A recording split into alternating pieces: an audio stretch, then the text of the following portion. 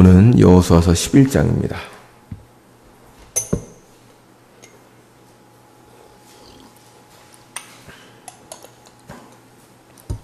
여호수아서 11장 16절부터 23절까지입니다.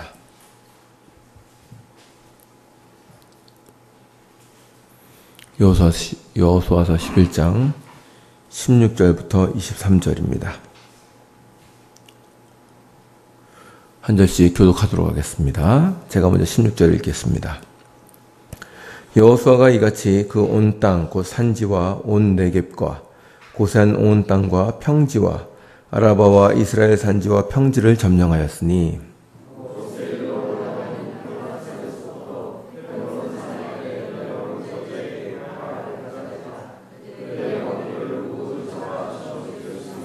여호수아가 그 모든 왕들과 싸운 지가 오랫동안이라.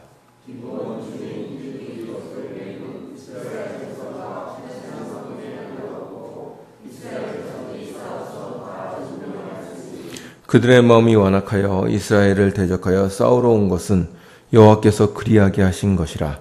그들을 진멸하여 바치게 하여 은혜를 입지 못하게 하시고 여호와께서 모세에게 명령하신 대로 그들을 멸하려 하심이었더라.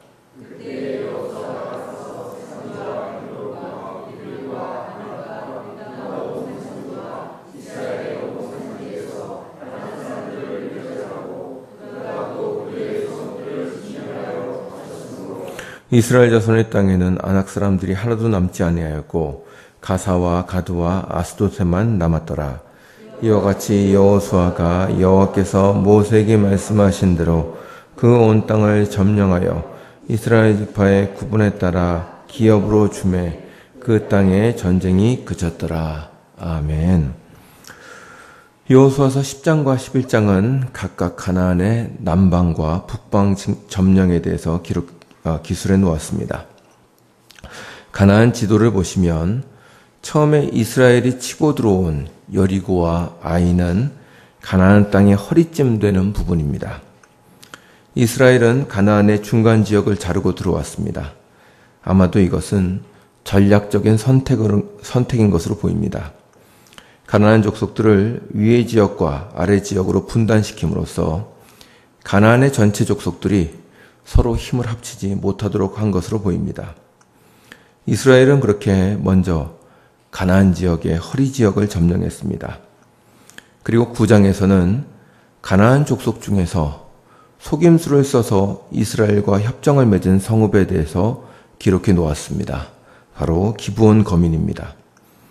그들은 가나안 족속이지만 먼 곳에 살고 있는 족속인 것처럼 속임수를 써서 이스라엘과 평화협정을 맺을 수 있었습니다. 그 다음 10장에서는 가나안 남부에 있는 족속들이 연합군을 결성하여 기브온 성읍을 침략한 사건에 대해서 기록해 놓았습니다. 아마도 가나안 족속들 입장에서는 점령에 들어오는 이스라엘보다 내부의 배신자로 보이는 기브온이 더 위험해 보였을 것입니다. 남방 족속들이 연합하여 기브온을 포위하였고 이스라엘이 기브온을 도와주면서 남방 족속들의 연합군을 격파했다 하는 것이 바로 이 앞에 있는 10장의 내용입니다. 그리고 오늘은 11장으로 넘어왔습니다. 11장의 주된 내용은 북쪽의 가나안 족속들의 연합군이 이스라엘과 전투를 벌이고 그 이스라엘이 그 가나안 족속들을 상대로 승리하였다 하는 것입니다. 내용을 차근차근 살펴보면 1절부터 5절은 북쪽 가나안 족속들의 지도자격인 하솔 왕 야빈의 지도 아래 족속들이 연합군을 형성하고 이스라엘과 대진하였다 하는 것입니다. 여러 부족의 연합이니 당연히 그 군사수는 엄청났을 것입니다. 그러나 하나님은 여호수아에게 그들을 두려워하지 말라고 하십니다. 적의 규모와 상관없이 하나님께서 이스라엘에게 승리를 주실 것입니다. 그리고 전투가 일어났을 때 하나님께서 약속하신 대로 되었습니다. 가나안 연합군은 철저하게 패하였고 거의 전멸당한 것으로 기록해 놓았습니다. 이것이 6절부터 9절까지의 기록입니다. 10절부터 15절까지는 전쟁의 결과와 평가에 대해서 기록해 놓고 있습니다.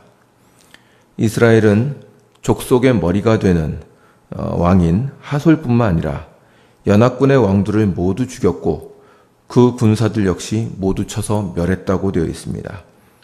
그리고 성경은 이러한 승리가 여호수아가 하나님과 모세의 명령에 순종한 결과라고 평가하고 있습니다. 여호수아서의 기자는 이스라엘의 계속적인 승리가 그 백성들이 순종한 결과라는 사실을 강조하고자 합니다. 오늘 읽은 16절부터 끝절까지는 여호수아와 이스라엘 백성들이 점령한 지역을 나열하고 있습니다. 본문은 점령한 지역을 나열하면서 세 가지 내용을 우리에게 알려줍니다. 첫 번째는 기브온 주민 외에는 이스라엘과 화친한 성읍이 하나도 없으며 다른 족속들은 마음이 완악하여져서 이스라엘에 대항하고 멸망하였다는 것입니다. 두 번째는 이스라엘 산지에 있는 아낙 자손들, 즉 거인족들이 거의 사라졌고 가사와 가드와 아스돗에만 남아 있었다는 것입니다. 이것은 후에 나오는 사무엘서에 나오는 골리앗이라는 거인에 대한 근거가 됩니다. 골리앗이 바로 아낙 자손인데 바로 가드 사람이라고 되어 있습니다. 세 번째는 여호수아가 온 땅을 점령하여 지파들에게 기업으로 나누어 주었고 그 땅의 전쟁이 그쳤다는 것입니다. 그 땅의 전쟁이 그쳤다는 말은 잘 이해할 필요가 있습니다. 이 말씀은 가나안 땅에서 모든 족속들이 쫓겨났다는 말은 아닙니다. 우리가 사사기에서 이미 보는 바와 같이 각 지파는 분배받은 땅에서 아직 남아있는 가나안 족속을 몰아내야 할 사명을 가지고 있었습니다. 그럼에도 불구하고 이렇게 말하는 이유는 아마도 이스라엘이 가나안 민족을 전체적으로 충분히 제압한 상태였다는 것을 보여주는 것 같습니다. 본문은 가나안 점령이 1차적으로 잘 이루어졌다고 평가하는 것입니다. 여호수아서를 전체적으로 볼 때 실제적으로 가나안 정복 전쟁에 대한 기록은 1장부터 오늘 읽은 11장까지가 거의 다입니다. 그리고 12장부터 22장까지는 땅을 지파들에게 분배하는 것에 대해서 기록해 놓았고 23장과 24장은 여호수아의 고별 설교와 이스라엘이 세겜에 모여서 하나님과 다시 한번 언약을 맺는 것을 기록하고 있습니다. 11장에도 누차 기록되어 있지만 이 정복기사에서 여호수아서가 우리에게 말하고자 하는 내용은 분명합니다. 이스라엘이 가나안을 정복하는 것은 그들의 순종 여부에 달려 있었다 하는 것입니다. 이스라엘이 하나님의 말씀에 순종했을 때에는 거대한 성과 많은 연합군도 어려움 없이 이겨낼 수 있었습니다. 그러나 하나님의 말씀에 순종하지 않았을 때는 조그마한 아이성 하나도 당해낼 수가 없었습니다. 이러한 사건을 통하여 이스라엘이 장차 가나안 땅에서 하나님의 나라를 이루고 살 때 무엇을 가장 주의해야 하는지를 반복해서 보여주고 있습니다. 그것은 하나님의 말씀과 그분의 율법에 순종하는 것입니다. 본문은 이러한 분명한 교훈을 주고 있습니다. 근데 오늘 살펴볼 것은 이게 아니라 본문 속에 있는 난제를 좀 한 가지 살펴보고자 합니다. 그것은 본문 20절에 있는 말씀입니다. 여호수아서 11장 20절을 다 같이 한번 읽겠습니다. 시작. 그들의 마음이 완악하여 이스라엘을 대적하여 싸우러 온 것은 여호와께서 그리하게 하신 것이라. 그들을 진멸하여 바치게 하여 은혜를 입지 못하게 하시고 여호와께서 모세에게 명령하신 대로 그들을 멸하려 하심이었더라. 아멘. 이 하나님께서 그들을 멸하려 하셨다. 그리고 이렇게 완악하게 만드셨다는 말씀은 쉽지 않은 말씀입니다. 그러니까 하나님이 사람을 악하게 만드셨다는 것인지 학자들 간에 논쟁이 있는 말씀입니다. 하지만 이제 보시면 아시겠지만 성경에는 종종 언급되는 말씀입니다. 바로 애굽 왕 바로에 대해서도 내가 그를 완악하게 만들겠다라는 표현을 쓰십니다. 가나안 민족들이 하나님과 이스라엘을 대적하게 된 것은 그들의 마음이 완악해졌기 때문인데 하나님께서 그들의 마음을 그렇게 만드셨다고 기록되어 있습니다. 이건 참으로 이해하기 쉽지 않은 표현입니다. 그러나 다른 한편 이 말씀은 왜 가나안 족속들이 이스라엘에 항복하지 않고 끝까지 싸웠는지를 알게 해줍니다. 우리의 눈으로 볼 때 가나안 족속들은 참으로 어리석어 보입니다. 여리고에 있었던 기생 라합이 증언한 바와 같이 가나안 족속들은 이미 이스라엘의 하나님이 애굽을 10가지 재앙으로 쳤고 홍해를 갈랐다는 소문을 들었습니다. 그뿐만 아니라 광야의 40년 동안의 삶에서 어떻게 이스라엘이 살아남았으며 요단강을 건너게 되었는지도 들었습니다. 그리고 그 후에는 여리고성과 아이성이 어떻게 패했는지도 들었습니다. 그들은 이러한 사건들을 통하여 이스라엘이 섬기는 하나님이 천지의 주인이시라는 사실을 충분히 인식했을 것입니다. 기생 라합은 이러한 내용의 결론으로 하나님을 모셔야겠다는 생각을 했습니다. 그것이 아니더라도 이 정도 들었으면 최소한 기브온 거민처럼 이스라엘에게 항복하는 것이 훨씬 더 지혜롭습니다. 그러나 가나안 족속들은 그렇게 행동하기보다는 오히려 마음을 완악하게 하여 이스라엘과 대적했고 그래서 자멸로 들어갔습니다. 성경은 그들이 이렇게 행동한 이유가 하나님으로부터 은혜를 입지 못했기 때문이라고 말합니다. 그렇다면 하나님이 왜 이렇게 하셨을까? 이미 말씀드린 바와 같이 가나안 족속들의 종교와 문화는 이미 타락의 극치를 보여주고 있었습니다. 성경이 증언하는 것처럼 그들 사이에서는 사람을 잡아서 바치는 인신 제사가 공공연하게 인정되었다는 것을 보여줍니다. 이것은 그들의 상태가 거의 소돔과 고모라에 달하고 있었다는 것을 보여줍니다. 하나님은 그들의 죄를 심판하고자 하셨으며 그로 인해서 그들의 마음을 완악하게 하시고 심판을 자초하게 하셨습니다.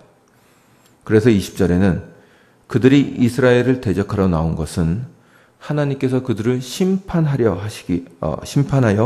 멸하려 하셨기 때문이라고 말합니다. 하나님께서 은혜를 베풀지 않으시면 큰 기적과 이적을 본다고 할지라도 사람은 마음을 돌이켜 하나님께로 오지 않습니다. 하나님은 심판당할 자들이 악에 그대로 거하게 하십니다. 이것이야말로 심판에 처할 자의 가장 큰 징조입니다.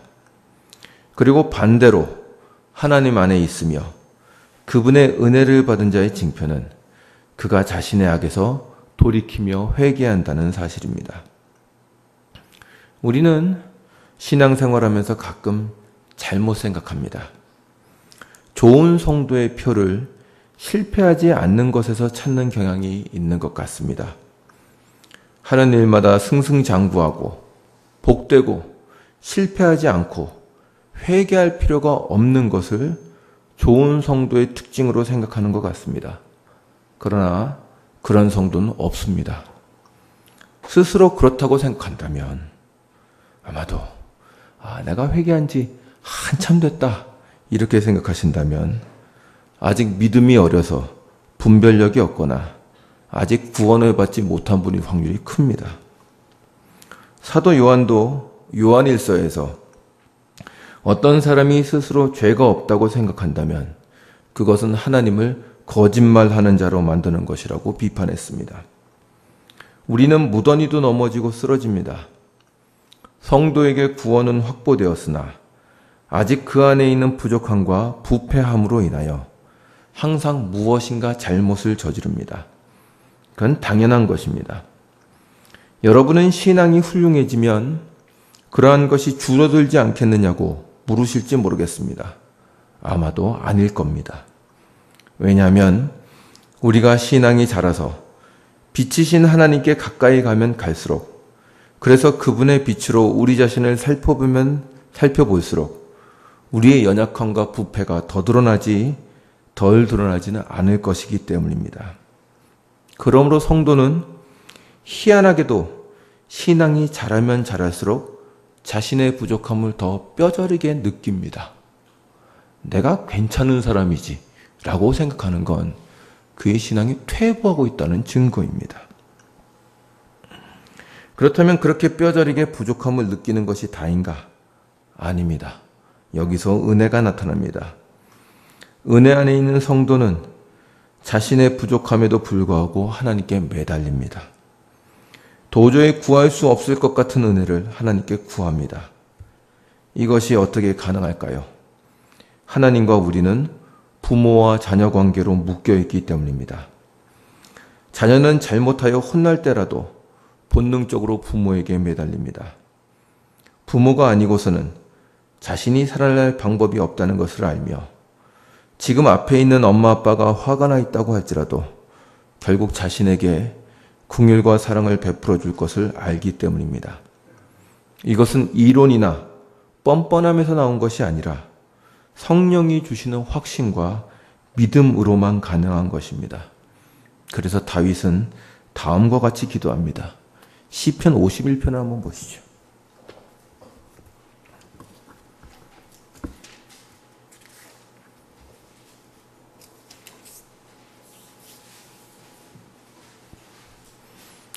시편 51편 14절부터 17절입니다.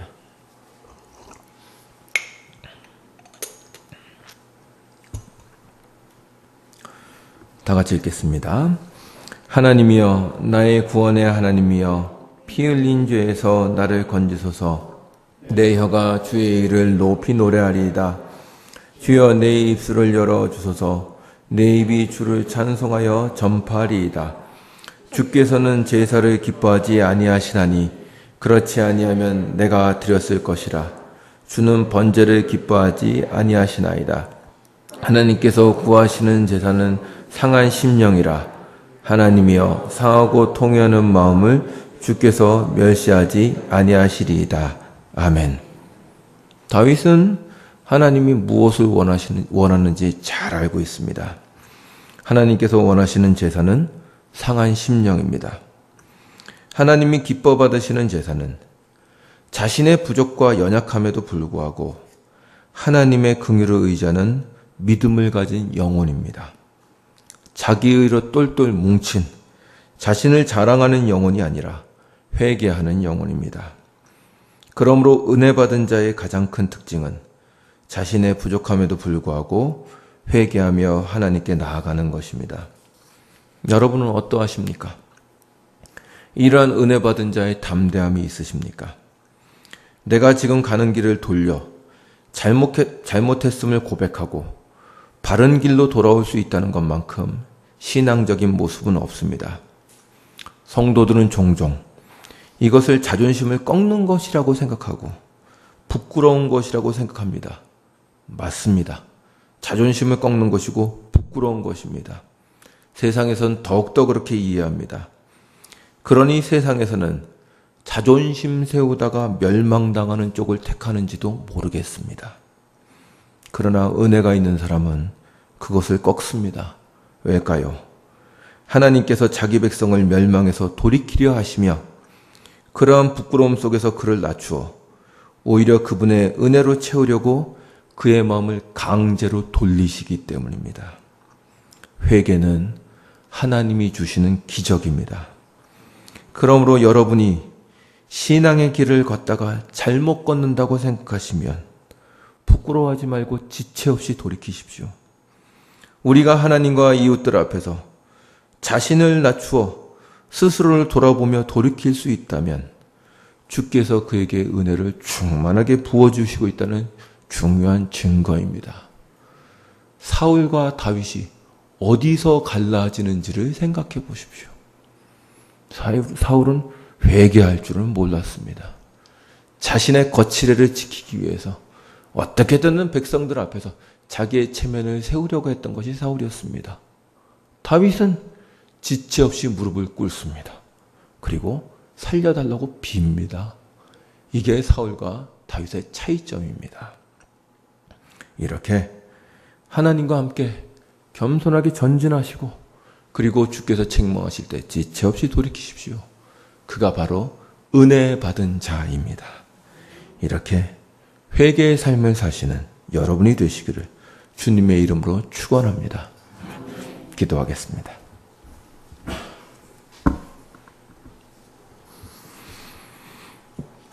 주님, 주께서 기쁘게 받으시는 제사는 상한 심령이라 우리의 상하고 회개하는 심령을 주께서 기뻐 받으십니다. 주님, 우리의 날마다의 삶이 주 앞에서 부끄러움을 고백합니다. 어떻게 우리가 주 앞에 온전할 수 있겠사오며 우리가 의로울 수 있겠습니까? 우리가 주 앞에 드리는 것은 부끄럽고 부족한 것들 뿐입니다. 그러나 그것에 머물러 있지 말게 하여 주시옵소서. 참으로 주께서 우리에게 꾸짖으시고 우리의 마음을 돌이키실 때 지체치 않고 돌이킬 수 있도록 도와주시옵시고 그렇게 돌이키는 것이야말로 하나님의 은혜를 받은 자의 증거임을 우리가 기억하며 하나님께 돌이킬 수 있도록 우리에게 용기와 힘을 허락하여 주시옵소서. 세상에서 얘기하는 것처럼 그렇게 자존심 세우다가 어려운 길로 들어가지 말게 하여 주십시고 온유한 마음을 주셔서 항상 하나님 앞에서 부드러운 마음을 가진 자로 살게 하여 주시옵소서. 오늘 하루도 그렇게 우리를 이끌어 주시옵소서. 감사드리며 예수님의 이름으로 기도드리옵나이다. 아멘. 하늘에 계신